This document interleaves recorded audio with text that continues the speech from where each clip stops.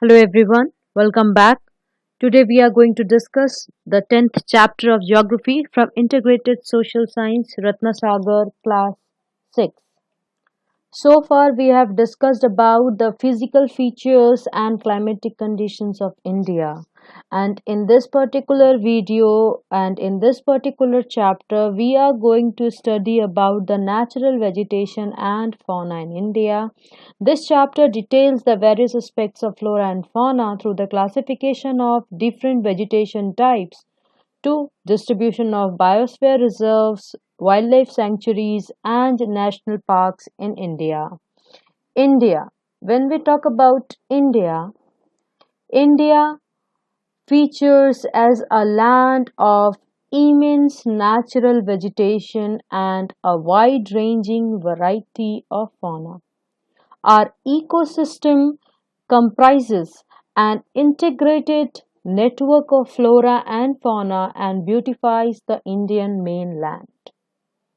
In addition to human beings, it constitutes a varied plants and animal life, including tiny microorganisms. And if we talk about the first form of life that appeared on earth, it is the flora, that is the plant kingdom.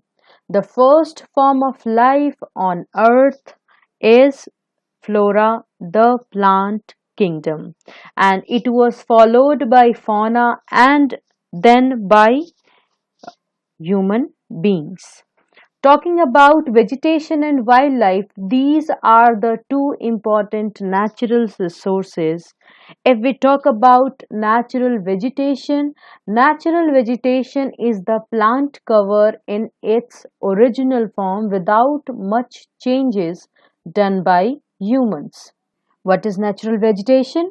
Natural vegetation is the plant cover in its original form without much changes done by humans. We see a large variety of plant life in our surroundings. How nice it is to play in the field with green grasses. There are also small plants called bushes and shrubs like cactus and flowering plants, etc. Besides, there are many tall trees, some with many branches and leaves like neem, mango, or some which stand with few leaves such as palm.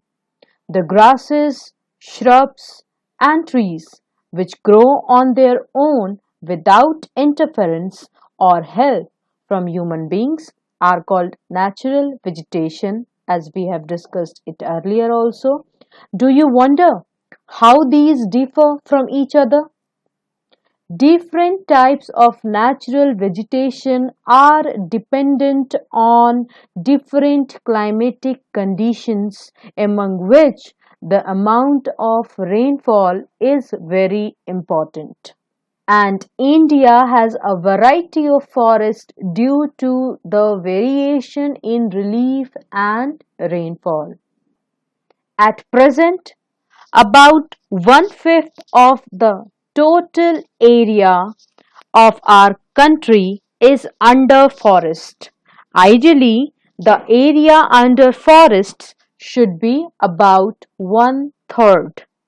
And with about 17% of the world's population, India has nearly 2% of the total forests. According to National Forest Policy, the minimum desired area under forest cover should be about 33%, and India lags behind with only 24.16% of its total land area under forest cover. And as you can see here in this particular slide, there is a map showing the vegetation, the natural vegetation of India. Due to varied climatic conditions, India has a wide range of natural vegetation, and vegetation of India can be divided into five types. Those five types are tropical rainforests, tropical deciduous forests, desert vegetation, mountain vegetation, mangrove forests. Let us see this distribution with the help of a map. This is a map showing the different vegetation, the varied vegetation of India.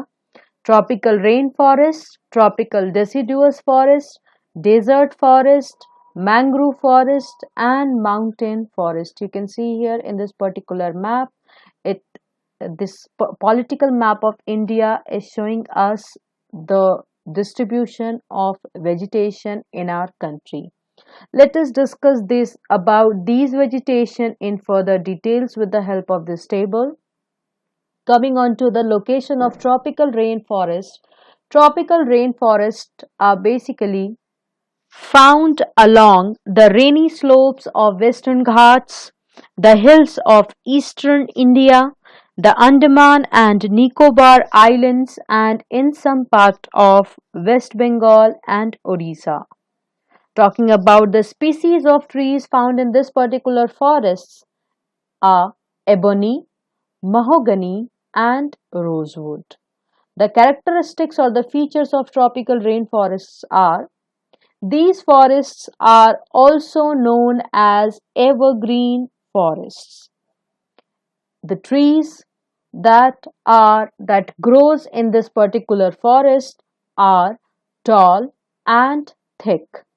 These forests are present in regions experiencing heavy rainfall, and the average rainfall is around 200 centimeter. Areas experience hot and humid temperature with a short dry season.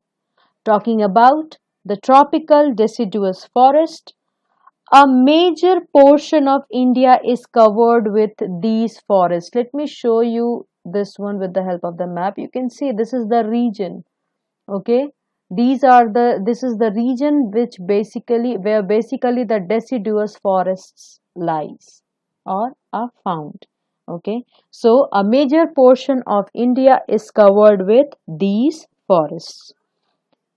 They are found along the foothills of Himalayas, the eastern slopes of Western Ghats, rainier parts of Deccan Plateau, Bihar, UP, Jharkhand, Odisha, and Chhattisgarh. The species of trees found in this particular region are teak, sal, shisham, mahua, sandalwood, rosewood, semul, and bamboo. Talking about the features of this particular forest, these forests are also known as monsoon forests. The trees found in this forest shed their leaves during specific times of the year, generally in dry winters or and dry summers. These forests are less dense in comparison to the tropical rainforest, and they receive an annual rainfall of 100 to 200 centimeter. Talking about the desert vegetation is mostly found in areas of low rainfall and humidity and high temperature. Desert vegetation is found in the dry areas of Punjab, Haryana, Rajasthan, parts of Gujarat, Madhya Pradesh, and in parts of Deccan Plateau. The species of trees found here are acacia, cacti, babul, and kikar. Usually this type of vegetation is found in the dry and deserted regions of the country. The plants which are found here have deep roots, thick barks, and long thorns. Such features reduce the loss of moisture. Deep roots help the trees to obtain moisture from great depths, and the leaves are small to minimize evaporation. Turning on to the next vegetation, that is mountain vegetation. Forests in the mountains are distributed according to altitude. As the temperature decreases with increase in altitude, and the vegetation in the mountainous regions vary from tropical to alpine types. These forests are located on hilly terrains above an altitude of 1500 meter to 2500 meter. The Shivaliks or the foothills of Himalayas are covered with tropical deciduous forest in which sal is the most important tree. In the subtropical hill vegetation, broad leaved evergreen trees are found, such as oak, chestnut, and pine trees. At still higher altitudes, there is a belt of coniferous forests in which pine, cedar, silver fir, deodar, and spruce are the main trees. At a height of about 3500 and above, shrubs and grasses of alpine variety. Basically, this is the region, this is at the height at which alpine vegetation is found, and in this type of vegetation shrubs and grasses are found, and beyond this belt the areas are under permanent snow cover. Turning on to the mangrove forests. Mangrove forests are also known as tidal forests, as they are found in the areas which are flooded by high tides of the sea, and they are found in the eastern coast along the deltas of river Ganga, Brahmaputra, and Kaveri. The species of trees which are basically found in this particular forests are mangrove trees, which are also known as sundari, coconut, and palm. These forests occur along the coastline, tidal creeks, backwaters, and salt marshes. These forests survive in both fresh and salt water. The trees found in this particular forest provide hard, oily, and durable wood. The wood of the trees is used in construction work and making boats. For example, the lower delta of Ganga and Brahmaputra rivers, called the Sundarbans, is an example of mangrove forest. This forest is full of Sundari trees, from which the name Sundarbans has been derived. Forests are very useful for us, isn't it?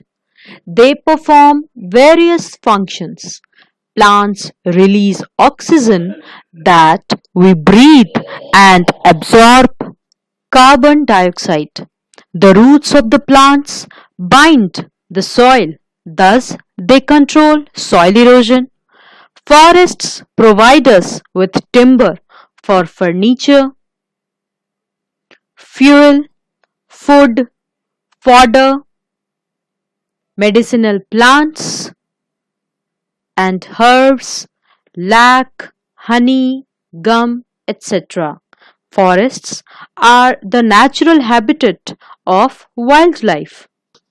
Not only this, forests are useful to us in various ways also.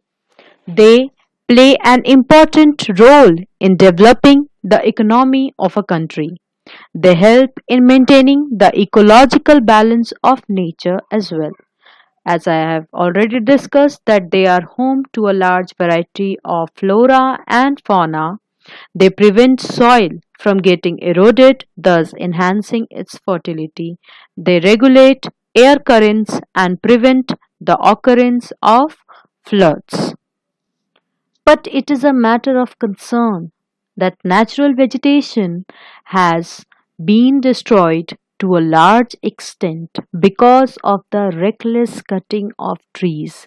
We should plant more trees and protect the existing ones and make people aware of the importance of trees.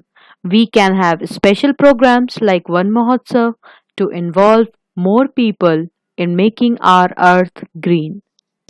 With this, I come to an end.